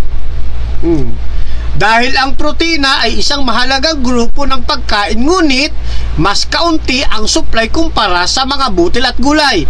Bihira ang baboy na buong kinakain sa sacrificial na apoy. Sa halip, dahil mabilis masira ang karne nito, mahalaga na ang bagong katay na hayop ay maipamahagi para sa pagkain ng pinakamabilis at pinakamaayos na paraan. Meron ho talagang baboy na inihahandog ang mga Gentiles sa kanilang mga Diyos-Diyosan. Kaya yung inuutusan ni Apostol Pablo, yung pinapayuhan ni Apostol Pablo na Makelo na pupuntahan, nakatitiyak tayo na ang pupuntahan nitong kausap ni Pablo ay Makelo ng Israel, Makelo ng mga Hudyo, na dooy walang itinitindang inihaing baboy sa Diyos-Diyosan. na ang makikita lang dito, posible na mayroong inihandog na malinis na karne sa Diyos-Diyosan ang mga hintil. At dahil aangkat lamang ang mga nagtitindang Hudyo, normal na may makuha silang malinis na karne na inihandog sa Diyos-Diyosan. Yun ang issue. Hindi yung pagsubo ng baboy. No? Yan. Ang tawag dito sa ginagawa nating pag-aaral na dahil ang nag-utos ay isang Kristiyano, isang Hudyong Kristiyano at inutusan ay isa ring Hudyong Kristiyano, ang tawag sa sistema ng pag-aaral na yan ay Hebraism. Ano ang Hebraism? Bagamat ang kanilang mga sulat ay itinitik sa wikang Hebreo, pero uunawain mo ito ayon sa isang konteksto ng kaisipan ng manunulat na Hebreo. Yan po yan mga kapatid. At likas sa mga Hebreo na hindi kumain ng baboy, kaya imposible na papupuntahin niya yung kapwa niya Hudyo doon sa pamilihang ang itinitinday baboy na inihandog sa Diyos-Diyosan. Imposible yun. Ano tawag? Hebraism. Yan, no? May natutunan ho kayo, ha? Mga kapatid, ha? Oh. Kaya ano sabi nung talata? Una Juan 3:9. Ang tinanggap ng Diyos bilang anak niya ay hindi nagpapatuloy sa pagkakasala, sapagkat siya'y may bagong buhay na galing sa Diyos. At yamang ang Diyos ang ama niya, hindi siya maaaring magpatuloy sa pagkakasala. Kaya, kapag tinawag ka ng Diyos at tunay ka ng Kristiyano, talikdan mo na yung pagkain mo ng baboy at ng iba pang karumal-dumal. Hindi yan ang pagkain inilaan ng Diyos para sa kanyang bayan. Ang dapat sa atin, alamin kung ano yung pagkain para sa atin. Magpa-Bible study po kayo sa mga Adventista, mga kapatid at mga kaibigan. Ituturo sa inyo ano ba ang angkop na dapat kainin ng isang tunay na mananampalatayang sa Diyos. Ayan. Bakit? Kailangan nating alamin. Sapagkat ang tinanggap ng Diyos bilang anak niya ay hindi nagpapatuloy sa pagkakasala. Kasalanan ba kumain ng baboy? Kasalanan. Hindi yan ang pagkain itinalaga sa atin ng Panginoon. Unang Juan 2:3. At sa ganito'y nalalaman natin na siya'y ating nakikilala kung tinutupad natin ang kanyang mga utos.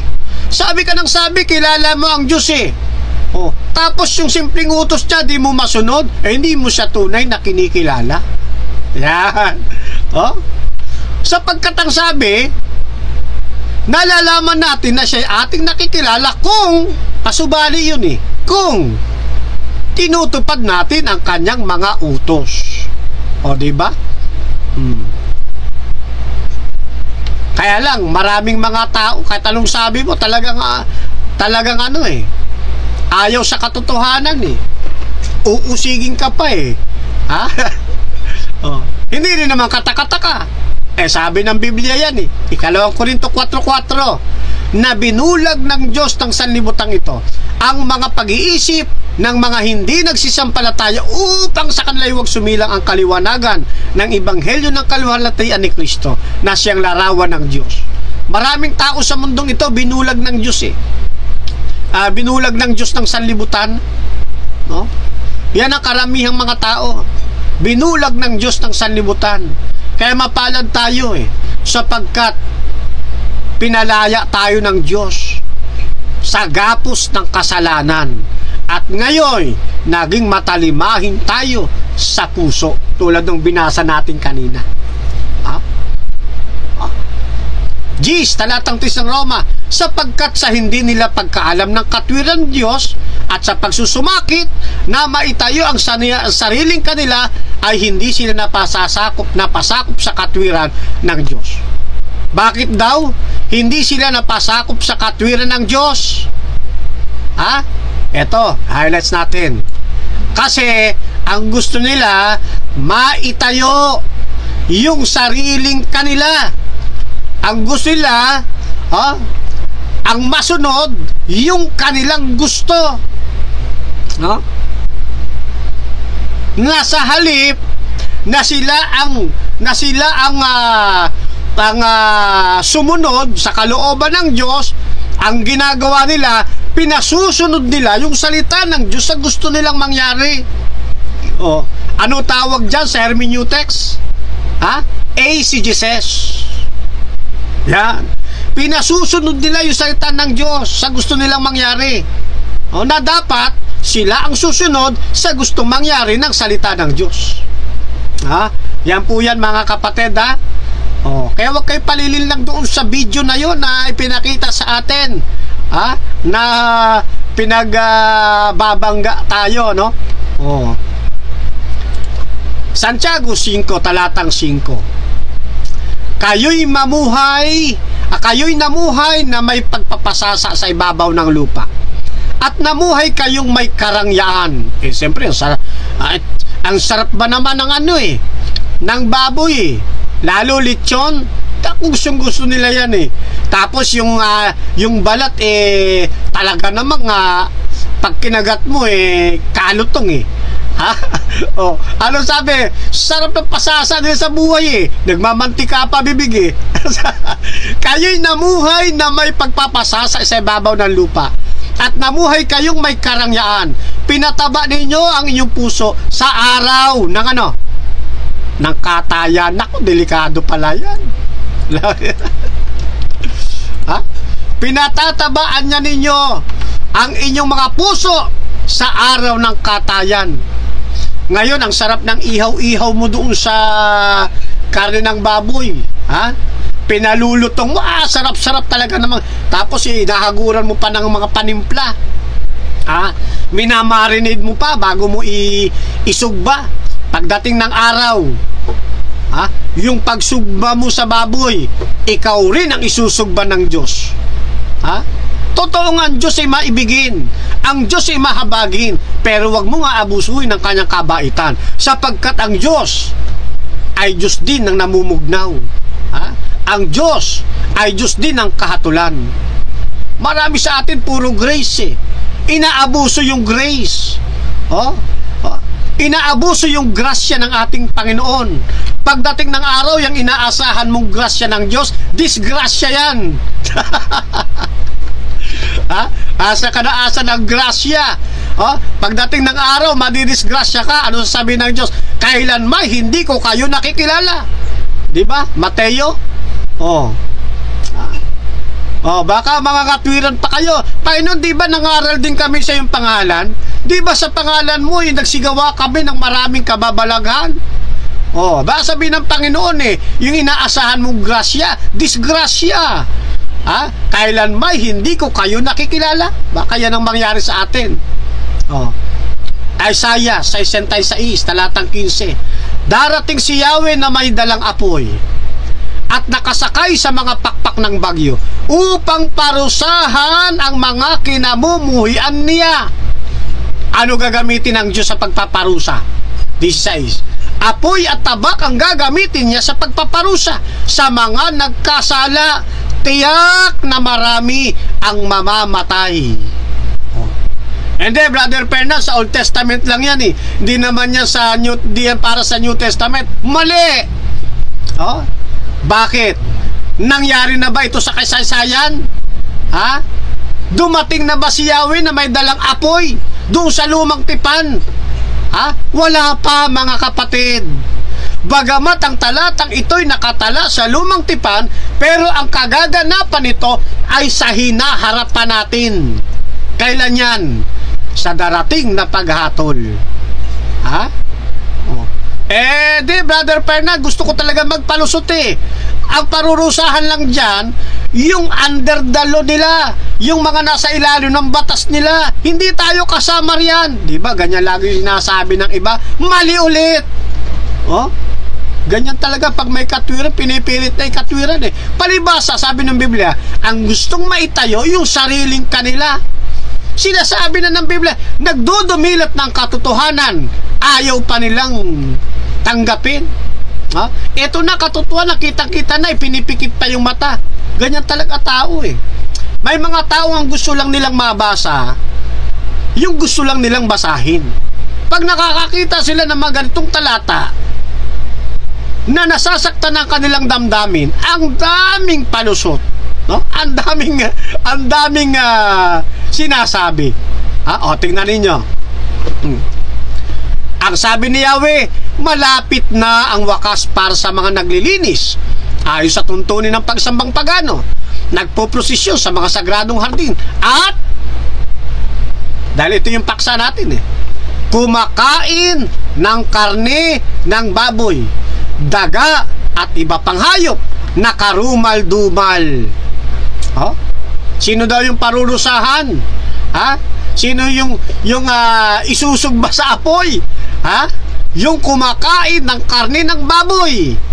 Kaya sabi ng talata, pinataba ninyo ang inyong puso sa araw ng katayan. Ngayon nag-i-enjoy ka, nagpapasasa ka ngayon. Ang sarap ng iyong paihaw-ihaw. Pagdating ng araw, isusugba ka ng Diyos dahil dyan sa mali mong kagagawan. Hindi kasama Israel dyan, para lang yan sa hintil. Mali. Ituloy natin ang talata 18. Nalalaman ko ang iniisip nila at mga ginagawa. Darating ako upang tipunin ang lahat ng bansa. Ano daw? Ang Israel lang ba titipunin? Hindi. Hindi sinasabi ng talata na darating ako upang tipunin ang Israel. Hindi. Lagyan natin ang highlights. Yan na. Gagawin natin to para makita ninyo, kitang-kita talaga. Nalalaman ko ang iniisip nila at mga ginagawa. Darating ako upang tipunin ang Israel. Yung ba nakalagay? Hindi. Darating ako upang tipunin ang alin? Ang lahat ng bansa. Kasama kayo dito sa panahong ito na kumakain ng baboy na ayaw paawat. Ano pa? Lahat ng bansa at ang mga taong iba't iba ang wika. Kaya hindi lang ito para sa Israel, hindi lang ito para sa mga Hudyo. Lahat ng bansa at may iba't ibang wika. Malalaman nila kung gaano ako kadakila.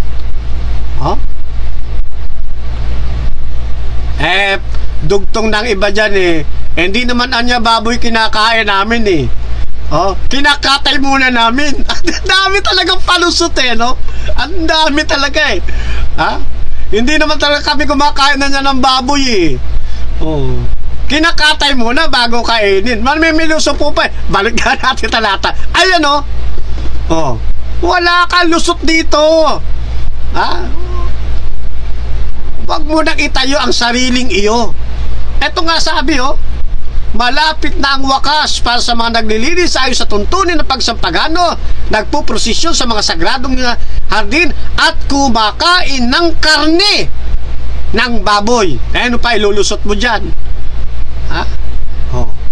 Hudyo lang ba? Hindi. Lahat ng bansa, iba't iba ang wika. Ganyan nga mga kapatid. Yan ang katotohanan. Pero alam mo mga kapatid, mapalad pa rin kayo sapagkat hindi pa nagsasara ang pinto ng awa. Hanggat bukas pa mga kapatid ko ang pintuan ng awa, umpisahan nyo nang yumakap sa tunay na katotohanan. Ano ba naman yung iwan ninyo yung pagkain ng karumal-dumal? Hindi naman kayo dyan malulumpo. Hindi naman kayo dyan papayat. Yung mga karumal-dumal mas mapapabuti pa kapag di kayo kakain Kasi mayroong mga inihandang espesyal na pagkain ng Diyos para sa atin. Yung mga hindi natin pagkain, huwag ninyo kakainin mga kapatid. Ano sabi ng 2 Pedro?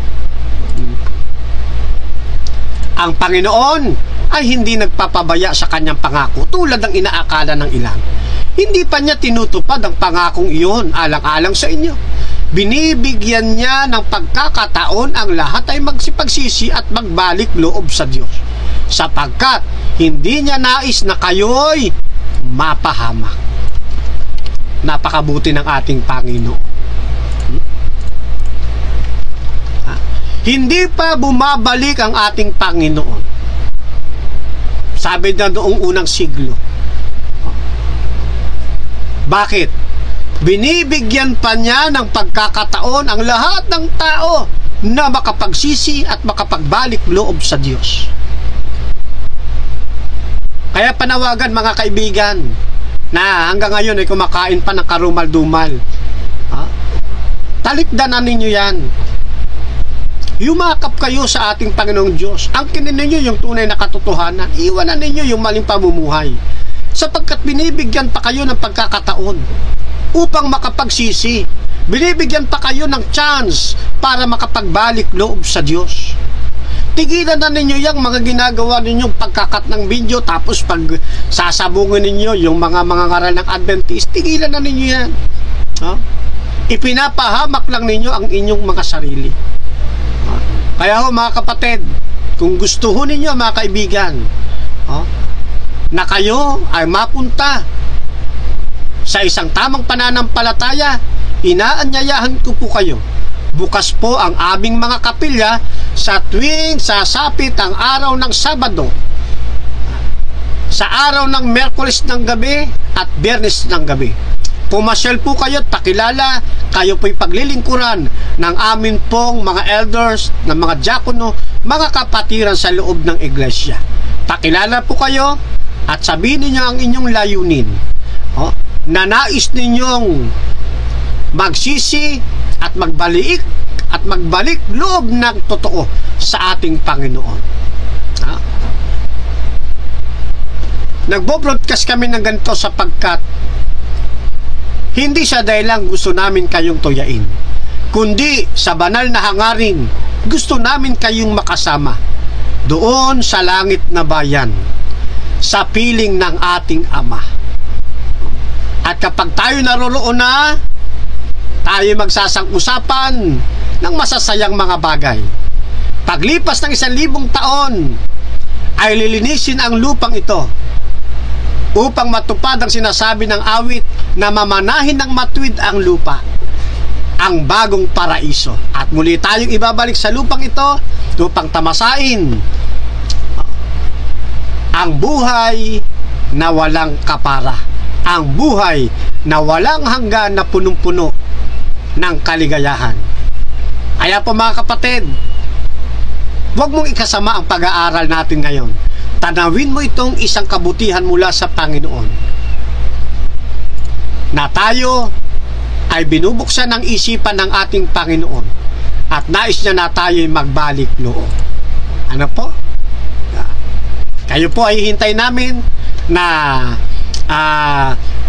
pwede nyo kaming kontakin, personal nyo po akong kontakin, at saan man kayong panig naroroon ng ating pong daigdig ay pwede ko po kayong mapaglingkuran. Pwede ko po kayong ma-turn over sa kung saan mayroong malapit na mga kapilya diyan po sa inyo pong kinalalagyan. Ano po? Ayan, wag ko kayong palililang, ulitin ko, doon sa mga taong pinagsasalpok ang salita ng ang salita ng amin pong mga apologists, ng aming mga tawag diyan, evangelist o mga ngaral, para mapalitaw ninyo na mali ang aral ng Adventist at tama po kayo. Ano? Mapapariwara lamang po kayo sa inyo pong ginagawa na yan. Alright, so ako muna ay pansamantala ulit babati bago tayo tuluyang magtapos.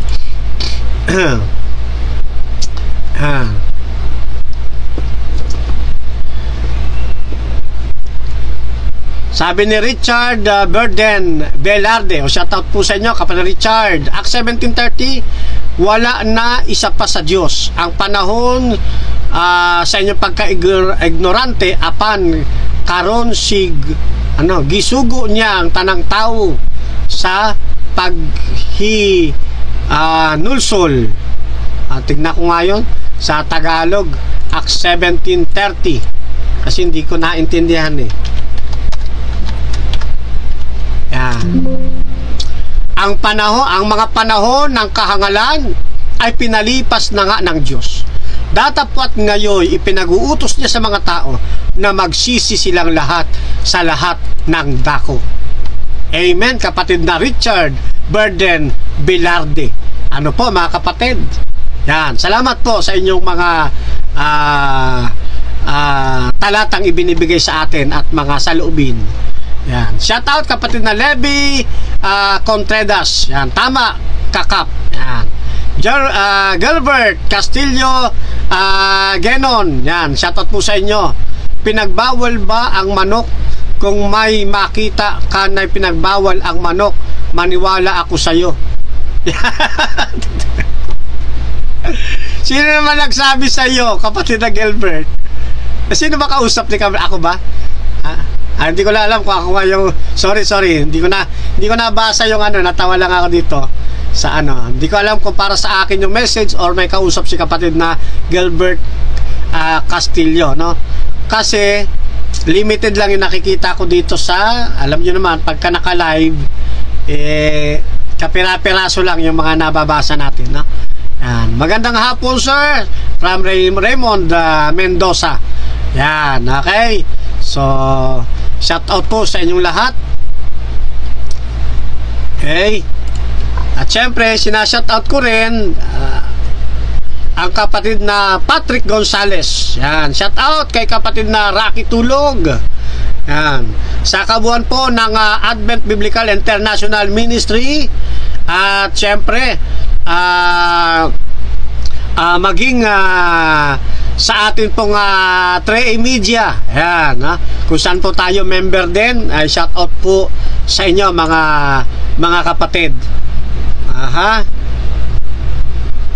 Kaya Pastor Cesar Diaz Dizon Jr. Yan, shout out po sa inyo.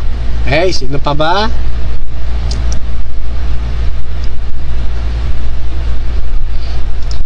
Okay.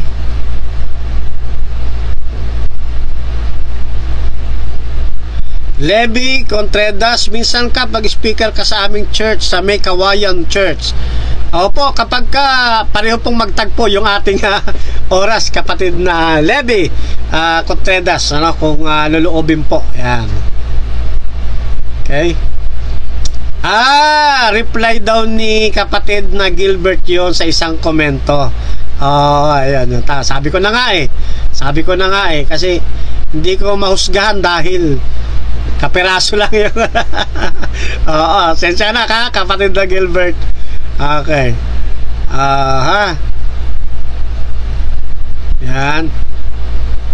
Joey Ballesteros, so shout out po sa inyo. So okay. Kay kapatid na Samuel Patalinhog, yan, shout out po sa inyong lahat. Okay, kapatid na Juni Tunog, yan, shout out po kay kapatid na Peli Dadap Realize, yan, open and close parenthesis, Ilyaser Peli, yan, shout out po sa inyo kapatid. Okay, meron pa ba? Okay, so wala na ako nakita Okay, at sa mga nakantabay dyan sa atin pong YouTube channel ay mapagpalang araw po sa inyo. Yan. Okay, so sa pagkatento mga kapatid, I hope na naunawaan nyo po na hindi talaga magkakontra yun pong pinalalabas nila na pilit tayong pinagbabangga. Yan. Kaya tama yon yung binabanggit ni kapatid na Amikan. Okay? At nung ating binabanggit, wala pong magkasalungat doon mga kapatid. Kailangan po ninyo lawakan ng inyong pag-unawa.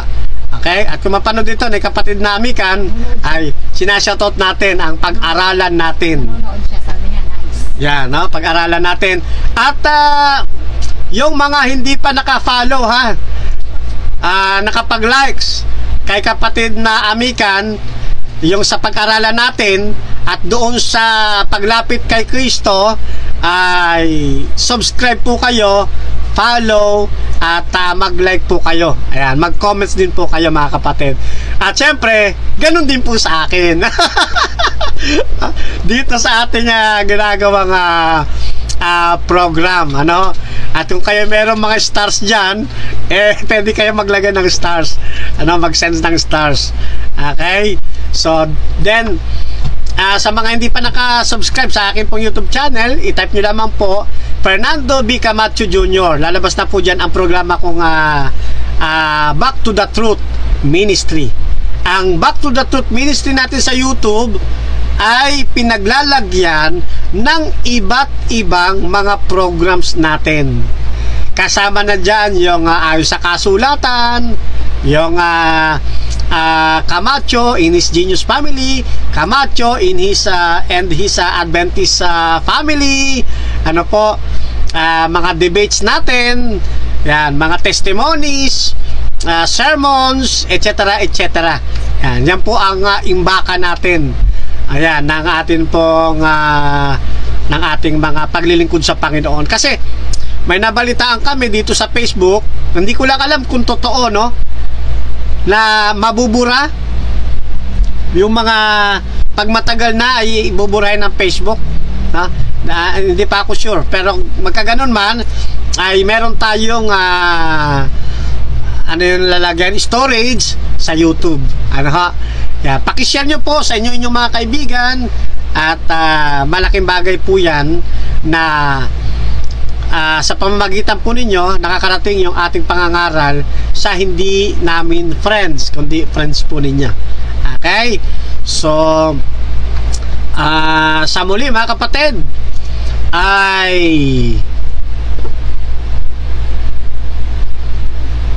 mula kay Gilbert Castillo, Henon, bro, Camacho, wala na bang may naghamon sa inyo ng debate? Kailan ba? Yung 12 mama, no?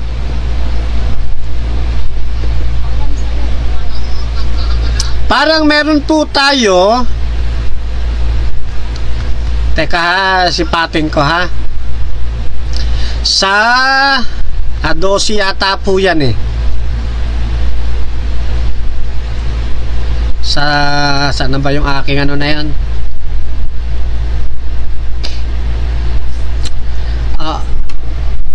Alam ko meron eh, yung kay kapatid na ano,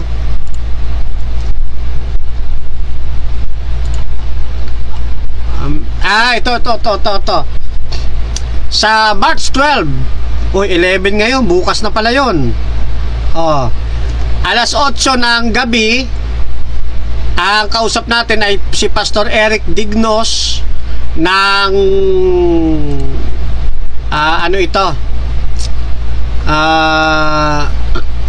End Times. Yan, ang pag-uusapan namin ay ang Genesis chapter 2 verse 2 ay literal 7th day, may gabi at umaga. Ayun, ibig sabihin patutunayan ko sa pamamagitan ng mga katotohanan na ang Genesis 2:2 ay literal na ikapitong araw, na mayroong gabi at mayroong umaga. Ayan. So maganda po ito na magiging pag-uusap namin, no? At sa March 12 ito eh. Sa March 16 naman, ang kausap naman natin ay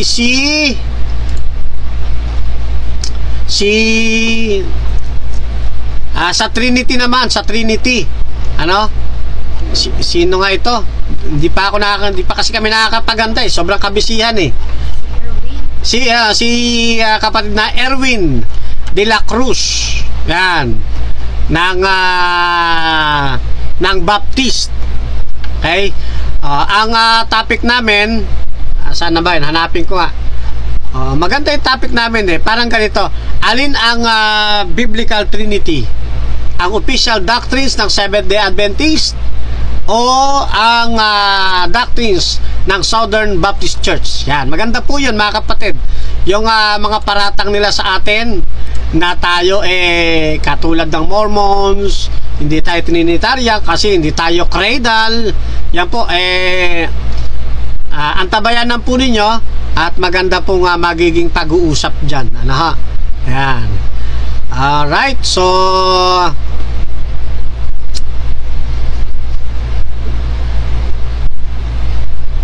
okay. Yan, shout out Michael Antonio Ilabo. Yan, Tuache Amoroto. Yan, shout out din po. Sabi niya, amen brother. Iiyak na naman yan si Erwin Leve Contreras. Bala ka na. Mababasa ni kapatid na Erwin. Okay, Mel Makahilig, shout out po sa inyo. Patalinog family. Yan, okay. Topic yun na Erwin.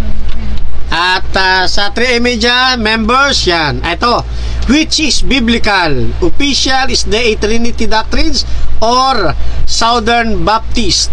Yan, so maganda ito. SBC, di ba? Southern Baptist Church. Yan, maganda po ito. Sa Russia TV po ito gaganapin.